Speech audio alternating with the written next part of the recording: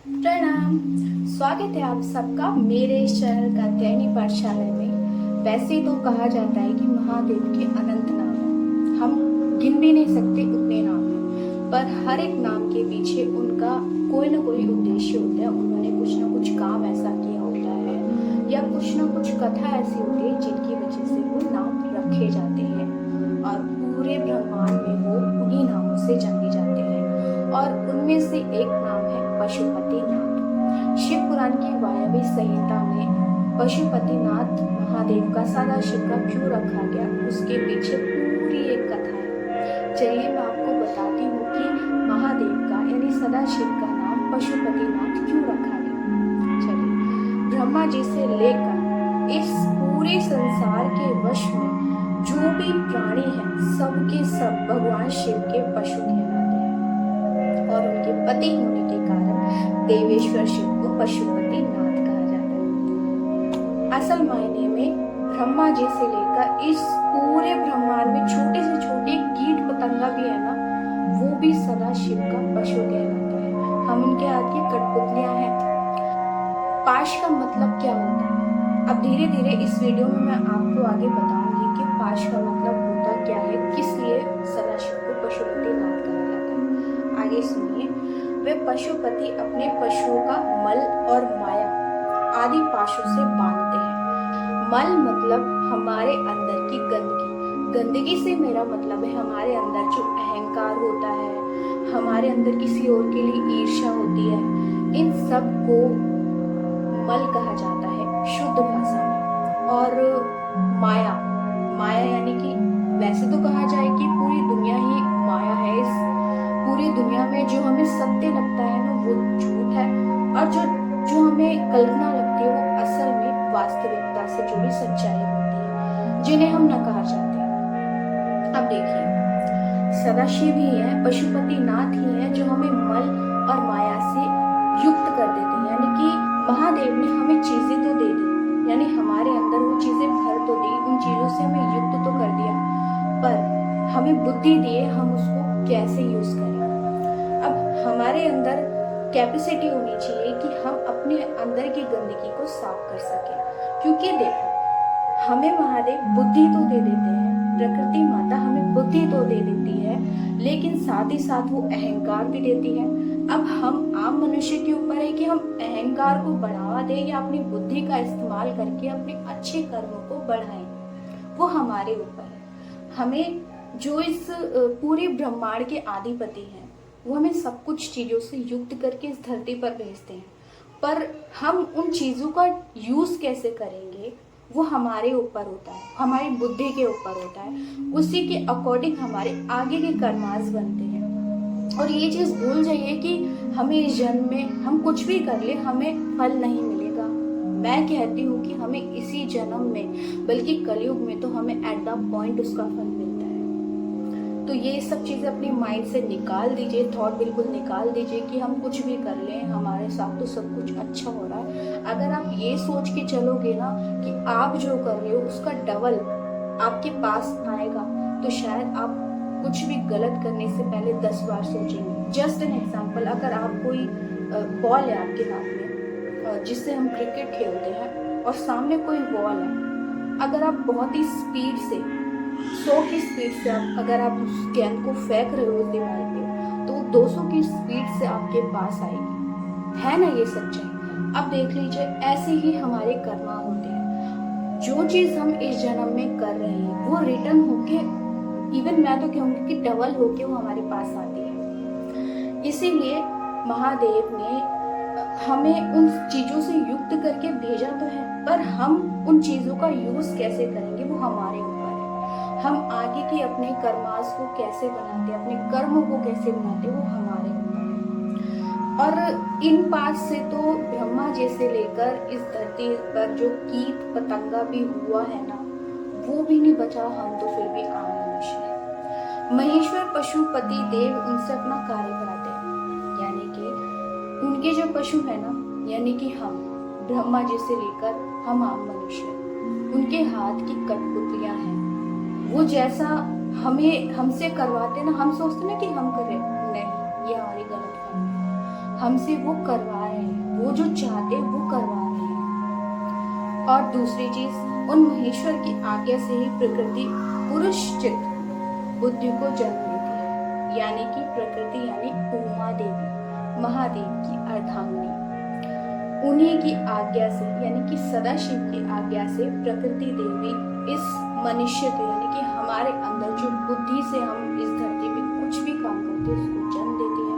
और अगर हमारे अंदर बुद्धि आ जाती तो फिर अहंकार भी आता है। अभी मैंने कहा था ना थोड़ी देर पहले मेरी वीडियो में कि हमारे पास अगर बुद्धि है तो उस बुद्धि का हम कुछ ज्यादा ही चतुराई से यूज कर लेते हैं, इस्तेमाल कर लेते हैं, तो फिर वो एक अहंकार में कहलाता है कि हाँ मैं ही इस काम को कर सकता हूँ। जब आप अपने जीवन में सिर्फ मैं को ले आते हैं ना तो शायद आप जिंदगी में आगे तो बढ़ जाओगे पर इस चक्रव्यूह में फंस करके रह जाओगे। पर अगर आप उस शक्ति को साथ लेकर के चलोगे ना, मैं की जगह हम शब्द को यूज करोगे ना, तो शायद आप अहंकार जैसे चक्रव्यूह में कभी ना फंसो, इस जीवन चक्र में भी शायद कभी ना फंसो, क्योंकि उनके बिना सदाशिव के बिना हमारा कोई अस्तित्व नहीं है।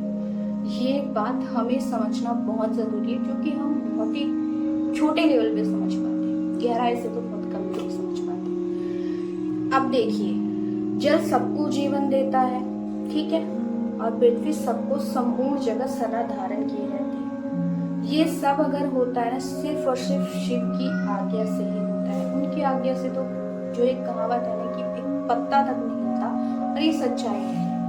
अगर सदाशिव की आज्ञा ना होना तो शायद हम उस जल को ग्रहण भी ना कर पाए, इवन जल देवता हमारे अंदर समा भी ना पाए, जिससे हम बोलते हैं ना कि हाँ हमारी प्यास बुझ गई है। ऐसा कुछ नहीं है, हम तो कुछ कर ही नहीं रहे होते, जो कर रहे होते हैं वो सिर्फ और सिर्फ सदाशिव कर रहे होते हैं। उनकी हाथ की कठपुतलियां हैं। यहाँ तक कि धरती माता हम सबको, पूरी धरती को, पूरे जगत को अपने अंदर समाये रखते हैं। आगे शिव के आगे के बिना कुछ नहीं होता, ये बहुत बड़ी सच्चाई है। इसे जितना जल्दी एक्सेप्ट अगर आप कर लोगे तो बहुत ही अच्छा। अब देखिए, ब्रह्मा जी शिव की ही आज्ञा से संपूर्ण जगत की सृष्टि करते हैं तथा उनकी अपनी अन्य मूर्तियों द्वारा पालन और संहार कार्य भी करते हैं। अब आगे यहाँ पे वायव्य संहिता में कि इसमें लिखा है कि ब्रह्मा जी सदाशिव की आज्ञा से ही संपूर्ण जगत की सृष्टि करते हैं, और सदाशिव के जो दूसरे स्वरूप है उनको जो जो काम सदाशिव ने सौंपा हुआ वो करते हैं सदाशिव की आज्ञा से। मूर्तियों का मतलब है उन्हीं के स्वरूप, उन्हीं के जो दूसरे स्वरूप है, जैसे विष्णु जी हुए और भी दूसरे स्वरूप है, बहुत सारे उनके तो अनंत स्वरूप है। वो अगर अपने अपने कार्य कर पा रहे हैं तो सिर्फ और सिर्फ सदाशिव की मैं कहूँगी कि आज्ञा से, उनकी आज्ञा के बिना कुछ नहीं है। इस ब्रह्मांड में आदित्य, वसु, रुद्र, अश्विनी कुमार, मारुतगण, आकाशचारी, ऋषि, सिद्ध, नागगण, मनुष्य, मृग, पशु, पक्षी, कीट और स्थावर, प्राणी, नदियां, समुद्र, पर्वत, सर, वन, सरोवर, अंगों सहित वेद, शास्त्र, मंत्र, वैदिक स्त्रोत और यज्ञ आदि, काल अग्नि से लेकर शिव पर्यंत भुवन उनके आधिपति, असंख्य ब्रह्मांड उनके आवरण, वर्तमान, भूत और भविष्य, दिशा, विदिशाएं, कला और कलाएं, भिन्न भिन्न भेद तथा जो कुछ भी इस जगत में देखा और सुना जाता है वह सब शंकर की आज्ञा के बल से ही टिका हुआ है। उनकी आज्ञा के ही बल से यह पृथ्वी, पर्वत, मेघ, समुद्र, नक्षत्रगण, इंद्र आदि देवता, स्थावर संगम अथवा जड़ और चेतना सबकी स्थिति है। अब देखिए, वायव्य संहिता में जितने भी मैंने चीजें आपको गिनाई हैं उन सब का अस्तित्व अगर है तो सदाशिव की वजह से ही है। अगर सदाशिव है तो ये सब चीजें हैं, और अगर सदाशिव नहीं है तो इन सब चीजों का अस्तित्व नहीं है।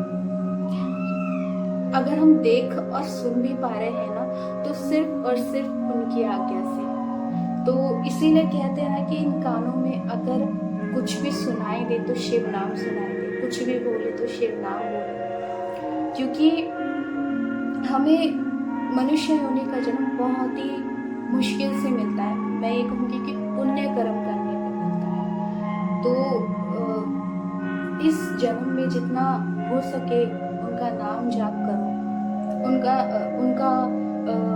उनका नाम सुनो, जितना सुन सकते हो, जितना बोल सकते हो, जितना और अगर मैं पता है मैं अपना एक्सपीरियंस बता रही हूँ कि जितना नाम सुनोगे उतना पॉजिटिव रहोगे। दुख की घड़ी में भी सुख महसूस होगा। मतलब अगर दुख आएगा भी जीवन में, उस लेवल पे आपको इफेक्ट नहीं कर पाएगा जितना कि अदर लोगों को कर पाता है, दूसरे लोगों को कर पाता है, उस लेवल पे नहीं कर पाएगा। देखो, अगर इस जीवन में आए तो दुख तो आएगा ही, वो उससे कोई नहीं बच सका। दुख से तो स्वयं सदाशिव नहीं बच सके, तो हम तो फिर भी आम मनुष्य। उनकी अर्धांगिनी ने अपने शरीर में अग्नि धारण करके खुद को एक अग्नि के हवाले कर लिया था, यानी कि अपने शरीर को दग्ध कर लिया था अग्नि से। तो दुख तो सदाशिव को भी बहुत हुआ अपनी अर्धांगिनी से दूर होने पर, और कितने युगों युगों तक वो दूर रहे। तो दुख से तो स्वयं सदाशिव नहीं बच सके, तो हम तो आम मनुष्य हैं। इसलिए दुख तो देखिए आएंगे ही, पर शिव नाम शिव जब ऐसा एक मैं कहूँगी कि माध्यम है कि हम उस दुख की घड़ी में भी एक सुख की अनुभूति कर सकते हैं। मेरी ये वीडियो अच्छी लगी तो लाइक करें, सब्सक्राइब करें, आगे शेयर करें ताकि दूसरों लोगों को भी जानकारी प्राप्त हो, और मेरे चैनल को सब्सक्राइब करें, जितना हो सके सपोर्ट करिए। जय महादेव, प्रणाम।